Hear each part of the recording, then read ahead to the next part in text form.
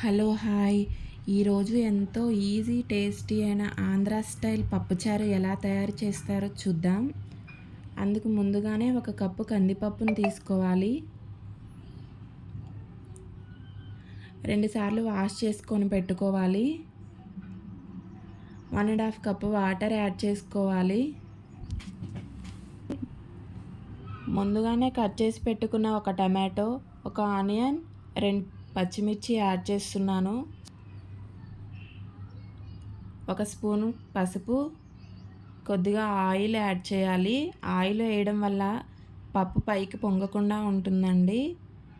మొత్తం ఒకసారి మిక్స్ చేసుకొని మూత పెట్టేసుకుందాం. 3 విజిల్స్ వచ్చేంత వరకు ఉడికించుకోవాలి. ఉడికిపోయిన తర్వాత 1 కప్పు చింతపండు గుజ్జు యాడ్ చేయాలి. మొత్తం ఒకసారి మిక్స్ చేసుకొని 4 కప్పుల వాటర్ యాడ్ చేస్తున్నాను. 1 స్పూన్ సాల్ట్, 1 స్పూన్ కారం, మొత్తం ఒకసారి మిక్స్ చేసుకోవాలి. స్టవ్ ఆన్ చేసి గిన్నె పెట్టుకొని పోపు కోసం 2 టేబుల్ స్పూన్ ఆయిల్ హీట్ అయిన తర్వాత 1 స్పూన్ మినప్పప్పు, 1 స్పూన్ జీలకర్ర, 1 స్పూన్ ఆవాలు, మనం ముందుగానే కట్ చేసుకున్న 1 ఆనియన్, 4 వెల్లుల్లిపాయలు, కొద్దిగా కరివేపాకు,